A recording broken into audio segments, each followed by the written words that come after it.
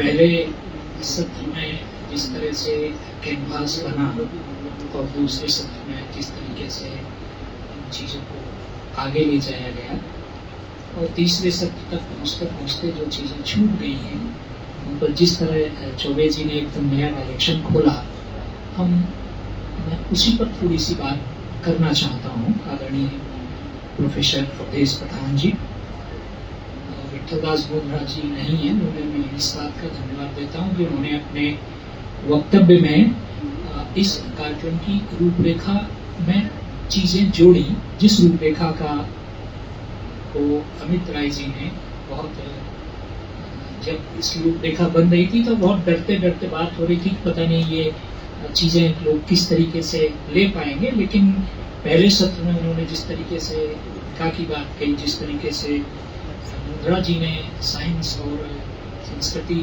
को जोड़ा और अंबिका दत्त जी ने जो कैनवास और जिस तरीके से, मुझे तो लग रहा था कि ये शायद इसी सत्र में बहुत सारी परिभाषाएं कहेंगे हम लोग अतुत साहित्य सुनते रहे हैं, एक नए तरीके के शब्द उन्होंने गढ़े। और बहुत अच्छी बात ये रही कि जिस बात को हम लोग डर रहे थे कि बहुत अभी तो बच्चे कम है, लेकिन उस समय वहाँ तक भरे हुए थे और दर्शन का जो फॉर्मेट है बड़ी अंग्रेजी में पढ़ी जाती है, बड़ा कठिन है।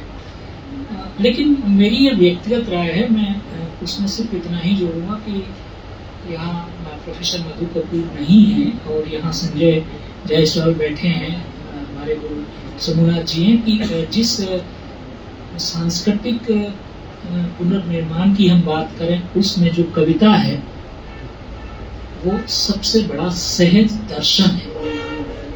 मेरी बराबर मधु कपूर से बहस होती रही है कि कविता बड़ी है कि भगवान बड़ा है कि दर्शन बड़ा है, और कुल मिलाकर यही समझ में आया कि बरसत कंबल भींजत पानी।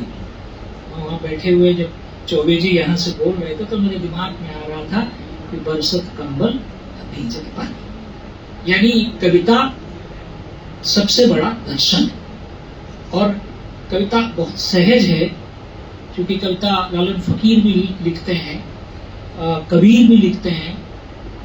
हिंदी की जो इतर भाषाएं हैं, बोलियां हैं, जो ईश्वरी लिखते हैं, कहें ईश्वरी भाग, वो दर्शन है। और वही दर्शन बहुत सहज तरीके से, जब हर आदमी संस्कृत नहीं समझ रहा हो, जब उसको 10 टेंस समझ में नहीं आते हों, 3 लिंग समझ में नहीं आते हों, उस समय उसको हर बोली में, भाषा में वो चीज़ें समझ में आती हैं जो बोलियों में, कविताओं में भारतीय दर्शन को ले जाती है। भारतीय दर्शन ही है ना कि जहाँ कोई ये नहीं कहता कि अपने बाप को उठ के मारो, कोई कविता, कोई गीत, कोई श्लोक नहीं। और बीच में तमाम जिनकी हमने बात कही कि हमने 700 साल एक पीरियड झेला, 200 साल एक पीरियड झेला, उसके बावजूद भी हमारी जो संस्कृति है उसमें कहीं पर भी कोई घटती नहीं आई है। मैं और कुछ एक नाम बिना लिए आगे नहीं बढ़ना चाहता, जिसमें कि पहले सत्र की जिन्होंने संचालन किया अमरेंद्र कुमार शर्मा जी, अंबिका दत्त जी की मैंने बात की, और बार बार एक नाम आ रहा है और मैं उन्हें जगाना चाहता हूँ, हनुमान प्रसाद शुक्ल जी, जिनकी छाया करीब करीब हर सत्र में मौजूद है। अभी चौबे जी ने 2-3 बार जिक्र भी किया, और इसके पहले वाले सत्र में यहाँ जो मौजूद हैं उनके नाम भी मैं लेना ही चाहूँगा। पालीवाल जी अभी गए हैं, मधु कपूर जी हैं, लक्ष्मण केडिया जी यहाँ बैठे हैं।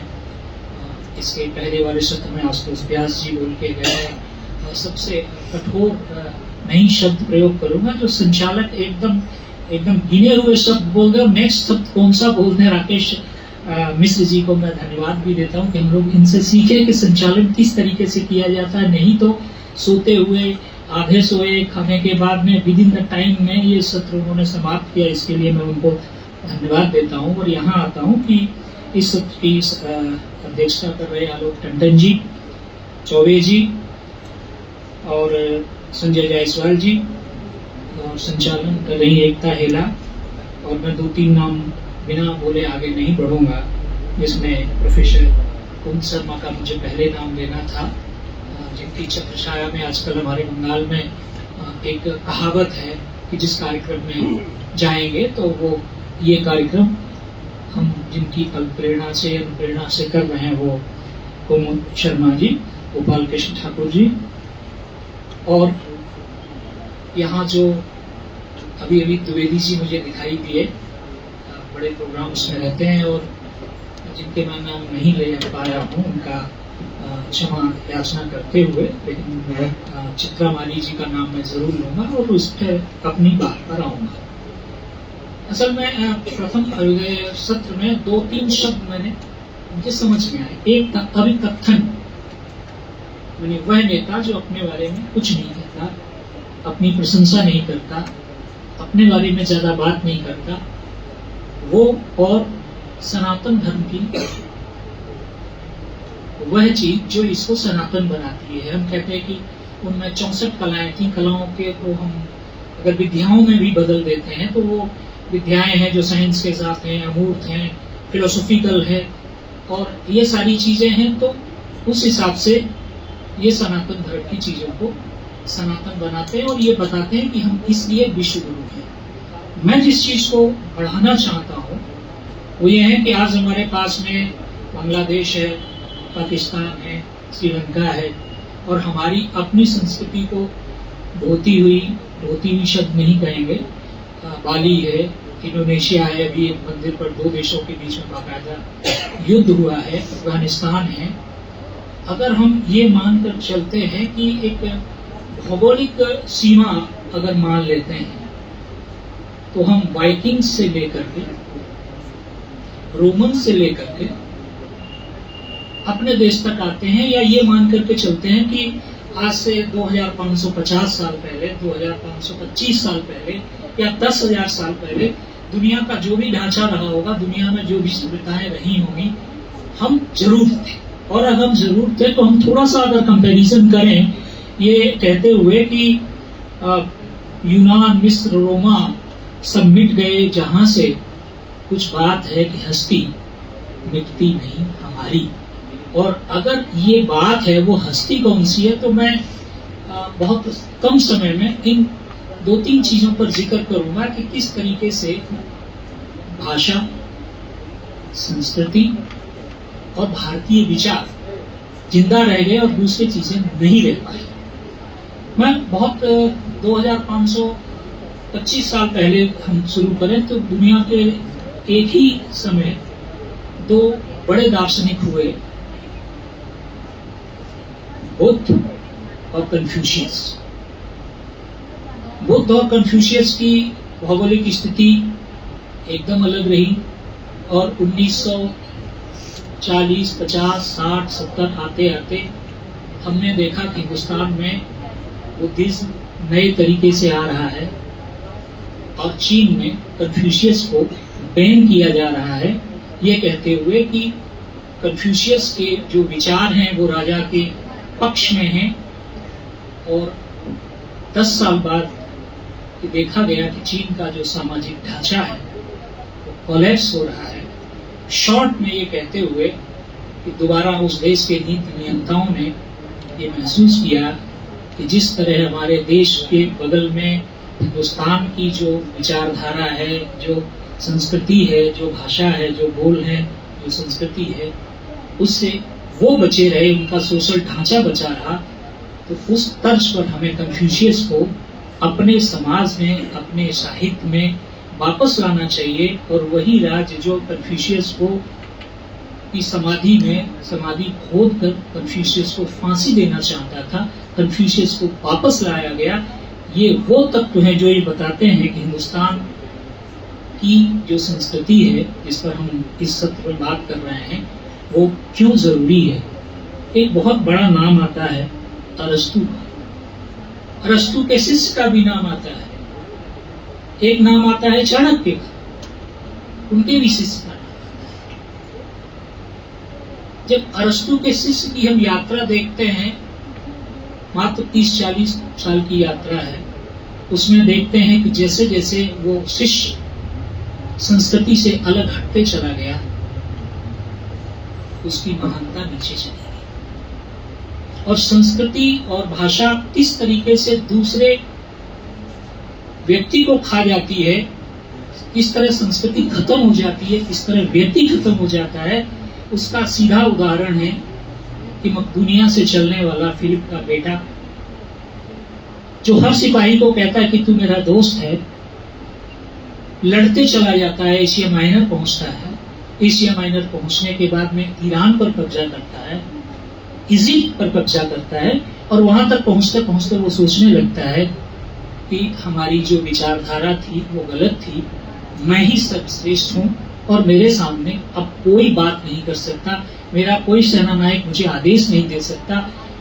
और यहाँ तक कि ईरान जिसको कहते हैं, फारस जिसको कहते हैं, फारस के राजमहल में उसका सेनापति कहता है कि मैंने तुम्हारे साथ तमाम युद्ध लड़े हैं, मैं नहीं होता तो तुम नहीं होते। वो कहता है कि वो संस्कृति चली गई, हम अभी जिस संस्कृति में हैं, और उसकी वो हत्या करता है। भारत तक आता है, भारत में जो सैनिक कहता है कि हम यहाँ लड़ना नहीं चाहते, तीसरे दिन वो सैनिक गायब हो जाता है, और वो सभ्यता, वो व्यक्ति, भले ही किताबों में उसे जितना महान लिख दिया जाए, उनकी संस्कृति में, उनके इतिहास में लिखा हुआ है कि किस तरीके से संस्कृति छोड़ने से एक व्यक्ति का क्षरण होता है, जो हमारे साथ नहीं हुआ। हम एक कंपैरिजन कर रहे हैं साहित्य के साथ, किताबों के साथ और संस्कृति के साथ। अभी हमने बात की बुद्ध और कन्फ्यूशियस की, अभी बात हमने की चाणक्य और यूनान के अरस्तु। मैं थोड़ा और आगे बढ़ता हूँ। आगे बढ़ते हुए देखता हूँ कि एक दार्शनिक होते हैं मार्क्स ऑरेलियन सिसेरो, ये कहते हैं कि लोकतंत्र सबसे बड़ी चीज है, डेमोक्रेसी सबसे बड़ी चीज है, और एक के बाद डेमोक्रेट्स आते जाते हैं। धीरे धीरे इस तरीके से उस संस्कृति में जो चीजें पीछे से छूटती हैं, और डेमोक्रेट जो चुना हुआ है वो किस तरीके से लोगों को मारने लगता है। और एक उदाहरण देकर मैं आगे बढ़ जाऊंगा, क्योंकि मुझे पूरे इतिहास का कोई जिक्र नहीं करना है, कि वह डेमोक्रेट राजा एक हिब्रू बोलने वाले आदमी को पकड़ के बुलाता है, अपने महल के गेट पर खड़ा करता है, ऊपर में खुद बैठता है, पूछता है पब्लिक से, ये आदमी बड़ा अराजक है, बताओ इसका क्या करें। राजा बजाय अच्छे और बुरे के ज्ञान के पब्लिक को, जिसको भड़काना कहते हैं, मॉब लिंचिंग कहते हैं, कहता है कि बोलो इसका क्या करें, ये बहुत बदमाश है, आप ही लोग बताओ, जिंदा रहेगा तो ठीक रहेगा। जनता चिल्लाती है, नहीं, इसको फांसी दे दो। और उस आदमी को फांसी दी जाती है, और उस आदमी का नाम था ईसा मसीह। ये है रोमन साम्राज्य के डेमोक्रेट होने की कथा का वो पक्ष जो दुनिया इस पर कम बात करती है। और बाद के वर्षों में ऐसा था कि जिसको रात भर जगना है, ईसाई को पकड़ो और जिंदा जला दो। और 1000 साल के बाद वाइकिंग सभ्यता यूरोप तक पहुंचती है, और किस तरीके से एक उदाहरण मुझे याद आता है कि 1919 में प्रथम विश्व युद्ध खत्म होता है, फ्रांस की सुप्रीमेसी है, जर्मनी पर तमाम सूत्र लगाए जाते हैं, 31 सूत्र हैं कि इनका ये होना चाहिए, होना चाहिए, होना चाहिए, होना चाहिए। और उस समय एक अमेरिकन प्रेसिडेंट कहते हैं कि इन पर ये सारी जो शर्तें लगाई जा रही हैं, इनसे इनकी संस्कृति का नष्ट हो जाएगा, इन पर सिर्फ 10 लगा। तो ये कहते हुए फ्रांस ने नकार दिया कि 10 टेस्टामेंट तो बाइबल में है, यहाँ कहाँ 10 टेस्टामेंट का समय है सर, और रिजेक्ट कर दिया। नतीजा इस दुनिया ने देखा कि 1919 से लेकर 1935, 36 और 44, 45 तक वो फ्रांस घुटने पर आ गया और अपने सबसे दुश्मन ब्रिटेन से हाथ जोड़े कि हमें बचाओ। और सबसे ज्यादा नुकसान इस दुनिया में संस्कृति का हुआ तो फ्रांसीसी संस्कृति का हुआ, वो फ्रांसीसी संस्कृति जो कलकत्ते में आती है और आज तक नहीं जाती। जब यहाँ दुर्गा पूजा मनाते हैं तो यहाँ से चंदन नगर में जगधाती पूजा होती है और गवर्नमेंट इसमें स्पॉन्सर करती है, फ्रेंच गवर्नमेंट। मेरा ये कहने का, और उसके 35, 36, 44 की तो और भी घटना विचित्र है। मैं संस्कृति और किताब और साहित्य की बात करता हूँ। स्टेलिन के साथ में अमेरिकन की मीटिंग थी, तो अमेरिकन ने कहा कि भाई जर्मनी को हम तबाह कैसे करें, हमारे यहाँ जो पोपिज्म है हमें उनके सिद्धांतों से मानना पड़ेगा, उसमें थोड़ी दया है, थोड़ी माया है। तो ये कहा गया, स्टेलिन ने पूछा कि पोप की कोई ब्रिगेड है क्या, आपके पास कोई जैसे बंदरों की ब्रिगेड है, कुत्तों की ब्रिगेड है, पोप की कोई ब्रिगेड है क्या? तो अमेरिकन ने कहा ब्रिगेड तो नहीं है, लेकिन ये संस्कृति का हिस्सा है, मैं इसको धर्म के साथ नहीं जोड़ता। तो ये सारी चीजें दुनिया देख रही है, दुनिया ने देखा है, और उस समय मैं इस बात को मजबूती के साथ कहने में मुझे कोई हिचक नहीं है कि यूनान, मिस्र, रोमा सब मिट गए जहां से कुछ बात है कि हस्ती मिटती नहीं हमारी। यही वो वजह है जिस पर हम बात करते हैं। हमने देखा एकदम सीधे कि हम बात पोपिज्म तक आती है, वो ब्रिगेड तक आती है, और उस समय भी दुनिया के तमाम हिस्से में हमारी संस्कृति मौजूद थी। हम तुलसीदास को भी पढ़ रहे थे, और कई धर्म हमारे इस देश में संस्कृति को सीधे गवाही देते हैं कि दुनिया की तमाम अच्छी कविताएं, अच्छी कविताओं का संग्रह गुरु ग्रंथ साहब में मौजूद है। और 300 साल पहले जब एक आयोजन हो रहा था तो SGPCA शिरोमणि गुरुद्वारा प्रबंधक समिति ने चिट्ठी लिखी, साहब कबीर साहब को आप ये लिख दीजिए कि इसमें कबीर के जो दोहे हैं वो कबीर के नहीं हैं।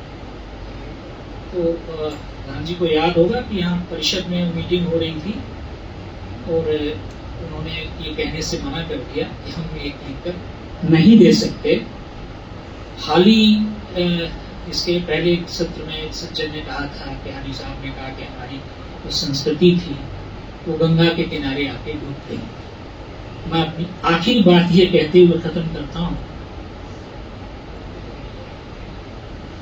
कि सभ्यता और संस्कृति हमेशा अपने तरीके से चलते हैं, किसी दबाव को नहीं मानते। इसलिए नहीं मानते कि 1453 में तुर्कों ने कुस्तुनतुनिया पर कब्जा कर दिया और 300 साल तक हागिया सूफिया को मस्जिद बना के रखा। 2022-21 में वो मस्जिद से म्यूजियम बना, फिर म्यूजियम से मस्जिद बन गई। सिर्फ एक बात याद रखनी है कि बहुत सारे लोग हैं, ताकत है, धर्म है, संस्कृति नहीं। और ऐसी बात अगर लागू होती है तो मैंने जिस सिकंदर की बात कही, सिकंदर ईरान में आया, ईरानी संस्कृति में डूब गया, यूनान खत्म हो गया। उसी ईरान तक पहुंचते पहुंचते मुस्लिम धर्म की जो संस्कृति के नाम पर आज इस देश में कहा जा रहा है या दुनिया में कहा जा रहा है, वो सिर्फ ईरानी संस्कृति है। और ईरानी संस्कृति वो है जो आज हम उसे जिस रूप में भले ही देखें वही है जो यहाँ इस देश के मुसलमान ये कहते हुए बीच बीच में हिचकते हैं कि हमारे पुरखे कौन थे। और मैं उसी बात को शायद इस बात का सेमिनार रखूं कि ईरान में तक्षशिला यहाँ नहीं है, पाकिस्तान में है, दूसरे देशों में है, टर्की में है, बहुत सारे इंडियन नॉलेज सेंटर्स अलग अलग देशों में मौजूद हैं। और अगर मौजूद हैं तो ये मान करके चला जाए कि धर्म के नाम पर जो मुस्लिम संस्कृति है वो ये कहती है कि हम पीछे को चीजों को नकार दें, आत्मा को नकार दें। जो आत्मा की बात करे, लालन फकीर कहते थे कि भाई खांचा भीतरे और चिन पाखी क्या मुनासिब है, माने इस शरीर के भीतर में कोई पीड़ा है जिसमें कोई आत्मा आती और जाती है। सिर्फ इस बात को कहने के लिए लालन फकीर को हर साल पीटना पड़ता था और 2-4 शिष्य उनके जान धोखे रखते थे, क्योंकि मुस्लिम धर्म में ये नहीं है कि आत्मा का कंसेप्ट है। लेकिन ईरान की संस्कृति में आज भी ईरानी संस्कृति अपने इजराइल के गुरु को, जराथुस्त्र को पूजते हैं, मानते हैं, नाटक करते हैं, नाटक पढ़ाए जाते हैं। तो संस्कृति किसी भी चीज से, धर्म से बहुत ऊपर है। नहीं तो रिचर्ड गेरे जैसे हॉलीवुड के कलाकार बुद्धिस्ट नहीं होते, और तमाम ऑपरेशन के बावजूद, तमाम दबाव के बावजूद दलाई लामा 90 साल में दलाई लामा नहीं होते। ये वो संस्कृति है जो हमारे देश से प्रभावित है और हम जिसका जय जयकार करते हैं। आज तो कर ही रहे हैं, कल सुबह से हम लोग फिर जुटेंगे। मैं सच में कोई वक्ता नहीं हूँ और मैंने इधर उधर से पता लगाया कि भाई बोलना किस पे है, तो ये भी सारी तैयारी आप ये मान के चलो 24 घंटे से कम की है। लेकिन ये कुछ चीजें हैं जो मुझे लगा कि बहुत विद्वान श्रोताओं को साझी की जानी चाहिए।